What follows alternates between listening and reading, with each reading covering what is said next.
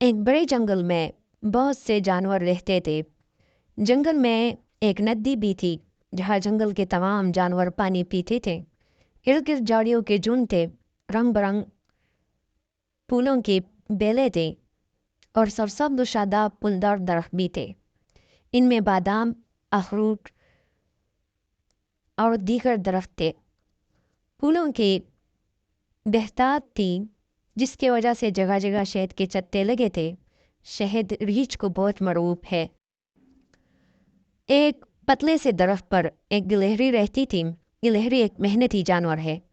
दिन भर इधर उधर भाग कर बादाम, अखरूट और शहद का जहीरा रखती है ताकि पूरे वक्त पर काम आ सके। गिलहरी एक साफ सुथरा जानवर है और अपनी इर्द गिर्द का माहौल जर पत्तों और चूटी टहनियों से साफ रखती है।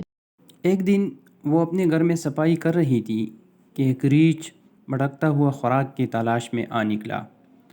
उसे देखकर गिलहरी दरख्त पर चढ़ गई। रीछ का ध्यान उसके घर की तरफ गया। उसने देखा कि वहाँ बहुत से बादाम, अखरूट और शहद जमा है। उसने गिलहरी से कहा, इनमें से मुझे कुछ खाने को दो। गिलहरी ने कहा कि उसने बुरे वक्त के लिए संभाल कर रखे हैं। रीछ ने कहा, अब समझो बुरा वक्त आ गया है। अगर तुमने मुझे न दिया तो मैं इस पतले दरख्त को हिलाऊंगा और ये सारी चीज़ें नीचे गिर जाएंगी। तुम मुँह देखती रहना, तुझे अपनी जान बचाना भी मुश्किल हो जाएगा। बेचारी गिलहरी बहुत परेशान हुई कि उस मुसीबत से कैसे निजात हासिल की जाए। वो देख रही थी कि रीछ डील डोल वाला है। उस टाइम में आ गया तो वह कई चीज़ें गिरा सकता है जिससे सर्दियों में उसे मुश्किल आएगी। वो सोच में पड़ गई। आखिर उसे एक तरकीब जहन में आई। वो मुस्कुराई और कहा, मुझे ये अशिया देने में हर्ज नहीं, मगर ये बहुत ही थोड़ी सी है। इससे तुम्हारा पेट नहीं बढ़ेगा और मेरे पास भी कुछ नहीं रहेगा। मुझे एक जगह का इल्म है, वहाँ बहुत सा शहद, बादाम, अखरूट है। ये सुनकर रीछ के मुंह में पानी आ गया।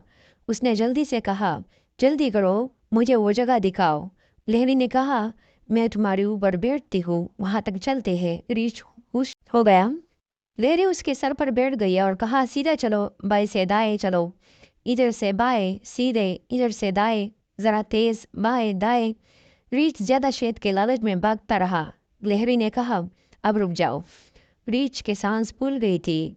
गिलहरी ने उससे उतरते हुए कहा, सीधा गार में घुस जाओ, वहाँ शहद का बहुत बड़ा जहीरा मौजूद है, पेट भरकर खाना।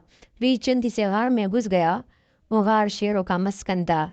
जब उन्होंने रीछ को बिना इजाजत गार में घुसते हुए देखा तो उस पर झपट पड़े। भूखी रीछ ने बड़ा मुकाबला किया मगर शेरों के सामने न ठहर सका और जान के बाजी हार गया। गिलहरी ने कुछ देर इंतज़ार किया। जब शेरों की आवाज़ें मदम हो गई तो वो समझ गई कि लालची रीछ अपने अंजाम को पहुंच गया है। वो जंगली फूल और फलों को खाती अपनी घर की तरफ रवाना हो गई। देखा बच्चों, लालच बुरी बड़ा है। रीछ लालच न करता तो गिलहरी से कुछ न कुछ जरूर हासिल कर लेता, लेकिन उसने लालच की और जान से। हाथ दो बेटा।